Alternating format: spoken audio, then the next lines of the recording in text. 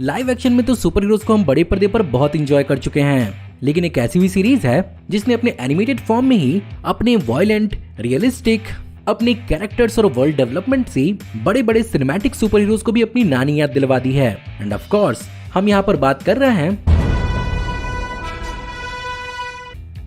The invincible series Amazon prime की तरफ से सुपर हीरो जॉनरा में एक बहुत ही बेहतरीन सरप्राइज साबित हुई, जिसने एनिमेटेड फॉर्मेट में होने के बावजूद भी अपने डेब्यू होते ही बहुत सारी तारीफ और फैन फॉलोइंग बटोरी, जिसका हिस्सा हमारे सब्सक्राइबर्स भी हैं, जिन्होंने इस सीरीज को और भी ज्यादा जानने के लिए हमें कमेंट्स में इस टॉपिक को कई बार सजेस्ट किया था, जिसके लिए आप सबका बहुत बहुत शुक्रिया। तो चलिए इसी नोट पर जानते हैं 15 अमेजिंग, माइंड ब्लोइंग और awesome the invincible series facts, वो भी भारी भरकम स्पॉयलर्स के साथ, क्योंकि आज के इस वीडियो में आपको पता चलने वाला है कि किस किस जगहों से इंस्पायर्ड हुई थी इनविंसिबल और इसके कैरेक्टर्स, और कौन कौन से फेमस सुपर हीरोज हैं जो इनविंसिबल के यूनिवर्स से बिलोंग करते हैं। क्या है ओमनी मैन और सुपरमैन का कनेक्शन, क्यों इस शो के क्रिएटर को कोर्ट केस झेलना पड़ रहा है, और फाइनली जानेंगे इसके बहुत ही बेहतरीन फ्यूचर के बारे में। ये और बहुत कुछ आपका इस वीडियो में इंतजार कर रहे हैं, तो देर किस बात की। हे गाइस, मेरा नाम है पंकज सागर और आपका स्वागत है गेमों को हिंदी के एक और फ्रेश वीडियो में। Now without wasting any more time, let's get started.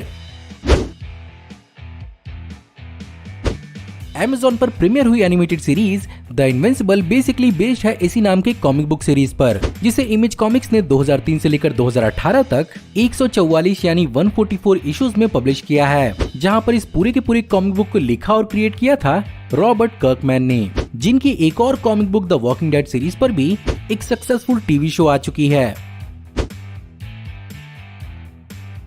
इस पूरे के पूरे कॉमिक बुक को लिखने के लिए रॉबर्ट कर्कमैन ने American film maker Steven Spielberg और क्विंटन टैरेंटिनो से बहुत ज्यादा इंस्पिरेशंस ली हैं, जहां पर उन्होंने फैमिली, रिलेशंस और बिना वायलेंस के कई सारे एलिमेंट्स और इंटरपर्सनल एलिमेंट्स के लिए स्टीवन स्पीलबर्ग को क्रेडिट दी है। वहीं पर दूसरी ओर लैंग्वेज, वायलेंस और एडल्ट थीम के लिए यहाँ पर उन्होंने क्विंटन टैरेंटिनो को क्रेडिट दी है।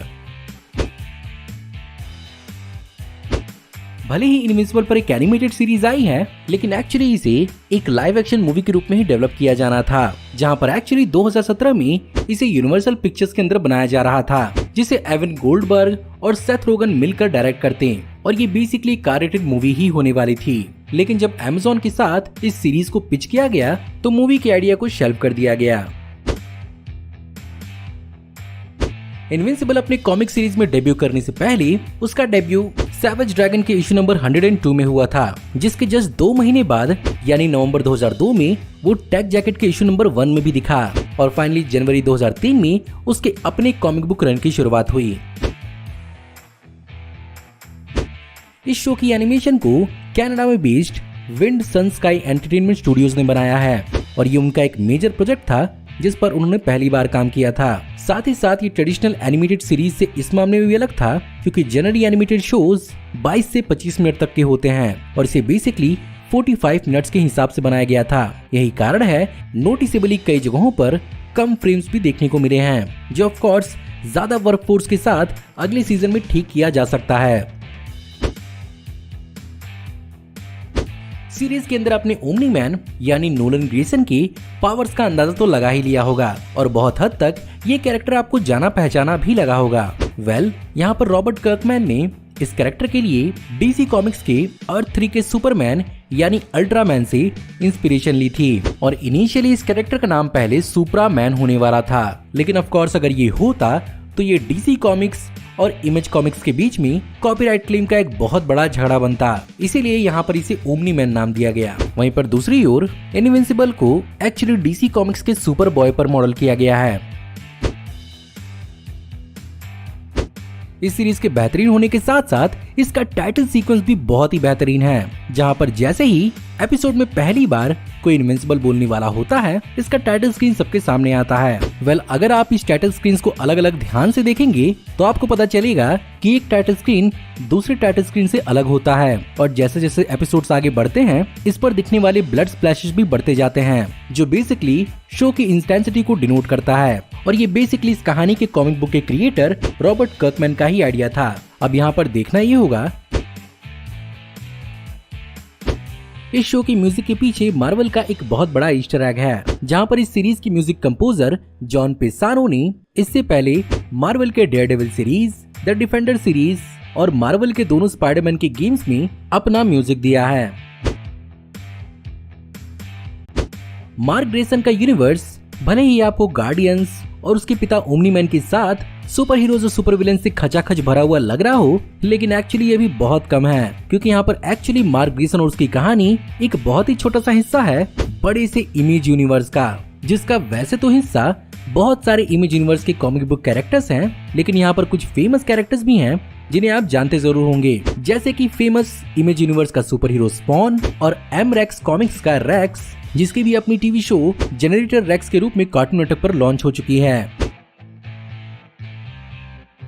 अब जब बात इन यूनिवर्स क्रॉसओवर्स की हो रही है तो आउटसाइड द यूनिवर्स की बात कैसे नहीं होगी। वेल, यहाँ पर द इनविंसिबल एक्चुअली मार्वल और डीसी दोनों के साथ क्रॉसओवर कर चुका है, जहाँ पर सबसे पहले 2005 के मार्वल टीम अप के वॉल्यूम 3 के इशू नंबर 14 में हमें इनविंसिबल, स्पाइडरमैन और एवेंजर्स के साथ देखने को मिला, जहाँ पर वो बेसिकली मार्वल यूनिवर्स में आके फंस चुका था। आगे जाकर उसकी जर्नी बैटमैन के साथ भी इस कॉमिक्स में देखने को मिली।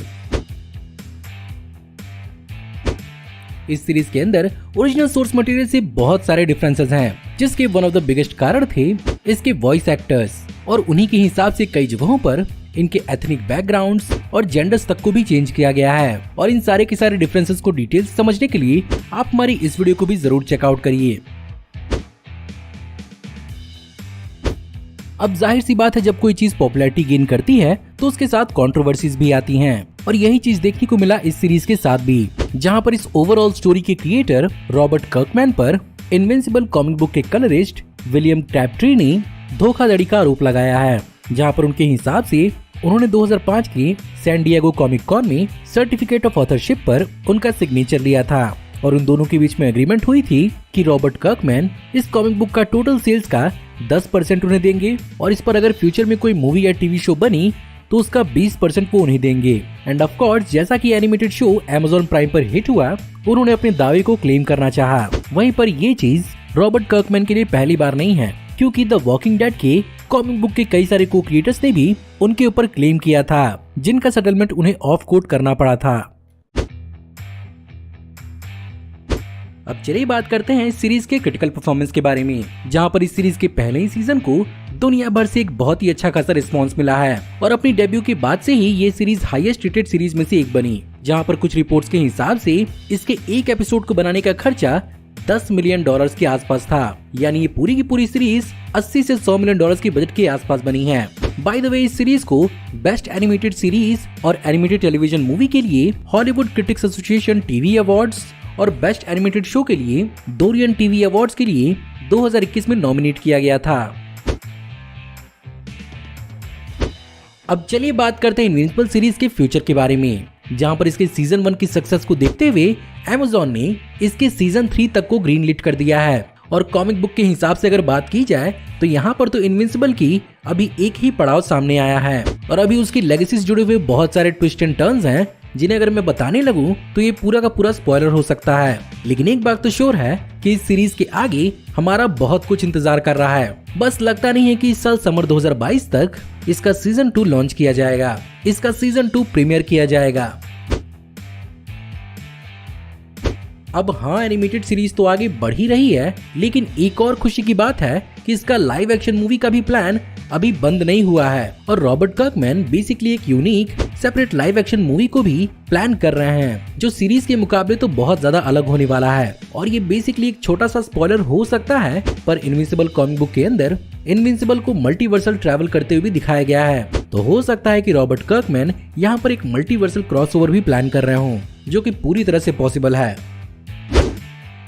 तो गाइस, ये थे 15 अमेजिंग माइंड ब्लोइंग और ऑसम Amazon प्राइम की द इनविंसिबल सीरीज फैक्ट्स। इस सीरीज के सीजन 1 ने एक बहुत बेहतरीन क्लिफ हैंगर छोड़ा है, जिसके कारण सीजन 2 के लिए हम सब बहुत ज्यादा बेचैन हैं। एंड बिलीव मी, अभी इनविंसिबल की कहानी की शुरुआत भरी ही हुई है। ये सीरीज बहुत लंबी चलने वाली है। वहीं दूसरी ओर लगे हाथों इसी बीच हमें इनविंसिबल की लाइव एक्शन मूवी के बारे में पता चल जाए तो मजा ही आ जाए। एनीवे, आपको आज की वीडियो कैसी लगी? अगर आपको आज की वीडियो पसंद आई हो तो प्लीज वीडियो को लाइक जरूर करिएगा। साथ ही साथ मुझे कमेंट में जरूर बताइएगा कि आपको इस वीडियो में बताए हुए कौन कौन से फैक्ट जानकर बहुत ज्यादा हैरानी हुई, और आप इस सीरीज से जुड़े हुए और कौन कौन से फैक्ट जानते हैं। हमारी आने वाली ऐसे ही औसम वीडियोस को देखते रहने के लिए हमारे चैनल को सब्सक्राइब करिए और हमारी वीडियोस को बिना मिस किए एंजॉय करते रहिए। और अगर आप चाहें तो इस वीडियो की लिंक को अपने दोस्तों ग्रुप्स के बीच में जितना हो सके उतना शेयर करें। Thank you for watching, see you in the next video, till then take care, good bye.